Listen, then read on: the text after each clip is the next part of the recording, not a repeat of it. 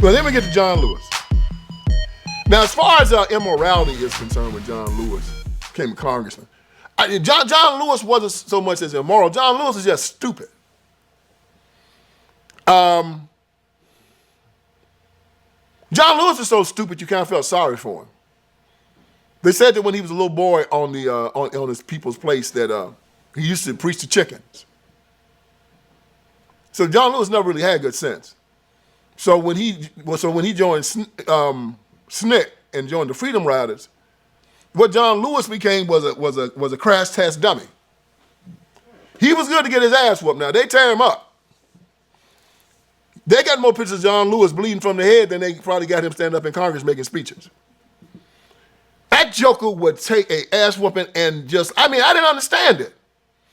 But he would go up there and he'd brag about taking them. And I heard a commercial one time in South Carolina. He did one for a guy running for Congress. And he was bragging about how many times he got beat up. I got beat down in the head 27 times. I forget how many times he said, but he was like proud of getting beat up and beat across the head. So they had written, the Soviet Union had said they were going to use the black community as cannon fodder for their movement.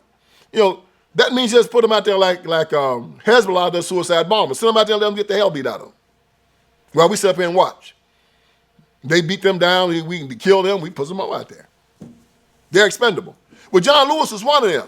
But they were just kind of amazed at the type of beat down John Lewis could get. He was like a Timex watch.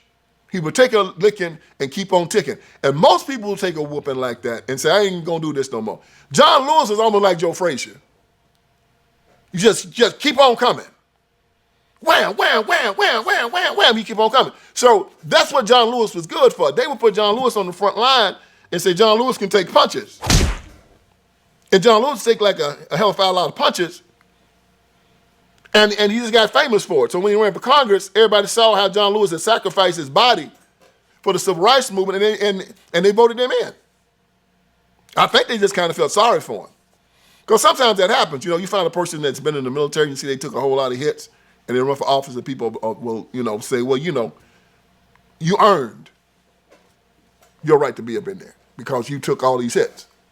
Tammy Duckworth is a senator from the state of Illinois. She's a Democrat. And Tammy was a fighter pilot. And she had to have both her legs amputated from serving her country. And I salute her for it.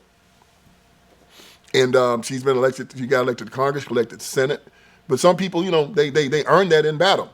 And I guess black people kind of saw Lewis the way the people in Illinois saw Tammy Duckworth. They said, you earned that in battle, man. You took the shots, boy. And he took them. So they're on the Edmund Pettus Bridge. And they didn't have a court order to march. The court had told them not to march. And John Lewis was going to march anyway. And they had those horses and billy clubs and hard hats on there that told them you better not march. And John Lewis thought them white boys was playing. They weren't playing. They still got pictures of beating them down right now on the Edmund Pettus Bridge. They got John Lewis doing this right here. Just whooping it.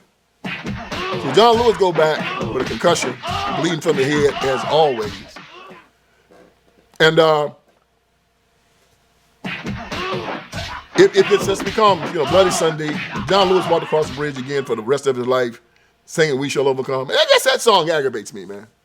We shall overcome. What's overcome what? These jokers coming down in private jets, millionaires, billionaires, saying we shall overcome. I said, we overcome what? You jokers doing all right? What are we overcoming? If we need to overcome anything, it's these black Marxists in the Congress and their ignorance. Overcome the Democratic Party and their stupidity. And all these ignorant jokers ended up in the Democratic Party. John Lewis sure enough ran as a Democrat for Congress. Stayed there till he died. So John Lewis gets beat down at the Edmund Pettus Bridge. And I got a John Lewis story.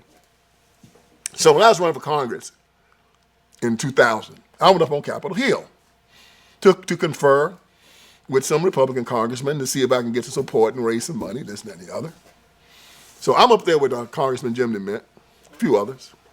So I go to the House cafeteria to get something to eat with them, right? And so I got a name tag on because, nobody knows who I am. I'm visiting. But the word got around. I was up there running against Jim Clyburn, black Republican. So I'm sitting down and get something to eat. John Lewis and a group of black Democrats sat across the table, looking at me, rolling their eyes at me. Of course, I was younger then. You think I'm mean now. I just got through working in the penitentiary 2 years earlier. Fight? Where? Let's get down, bro.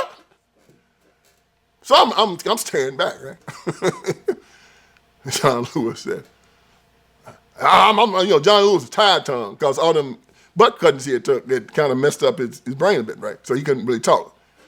So John Lewis said, looked at my name tag. Yeah, I see you over there, Ellison. Sitting over there eating with the enemy. I ain't nothing but a traitor. And I said to John Lewis, look back at him, I said, John, I ain't gonna hold that against you because I know you ain't at yourself from all them ass cuttings you took on the Edmund Pettus Bridge. John Lewis, let me tell you something, Ellison. I grabbed John Lewis and hold him back. And I sat back and I started laughing because they had to grab him. Let me tell you something, Ellison. I fought for your freedom. You ain't fought for nobody's freedom, man. Sit down somewhere before you get some more brain damage. So I light up the left side of your brain. It's one of my favorite memories of all time. Anyway, y'all, I'm sorry. Let me tell you something, Ellison. I had to grab him and hold him back. It was hilarious. Oh, Lord have mercy. Anyway, he got so mad at me because I think I'm the first person to ever question, what he did on the Edmund Pettus Bridge in college. He got brain damage from it. But it was a classic moment. And it was one of the high points of my life to be able to jump on the civil rights crew, make them all mad. They all got mad at me. You talk to John Lewis like that, you know me, Al. I was so mean, I just cussed them all out, called them all kind of terrible things I can't say on YouTube. And I've been on the enemies list ever since, so, But that was 25 years ago, they ain't killed me yet. So, anyway, John Lewis got cancer. And he told everybody he was dying. And the last thing John Lewis did, so how reprobate his mind was. It was during the George Floyd's riots, and they had painted the Black Lives Matter Plaza in Washington, D.C. Y'all seen it. It's like they painted a big old mural. And John Lewis, in his last act of defiance, they rolled him out of the hospital bed, put him in a suit, got him out the car, and he just stood there on Black Lives Matter Plaza. And then everybody take pictures of it. Black Lives Matter is an atheist, Marxist, anti-family, pro-LGBTQ group. So John Lewis revealed at his death who he really was, a freaking Marxist. So that's John Lewis. All right, friends, Vince Everett Ellison is here. I want you to go to my website, and on my website, you're gonna see a lot of great stuff, man. You're gonna see that we got t-shirts, we got caps, you got my books, my documentaries, you got all kinds of stuff on VinceSpeaksTruth.com. Go there. We're dropping new t-shirts, we're dropping new merchandise. My new book, The End of Tolerance, is there.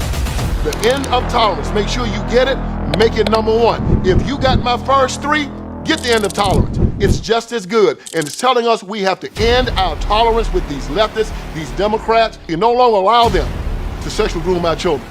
We can no longer allow them to castrate little boys and call them little girls, run God out of the public square, take away our guns, take away our sovereignty.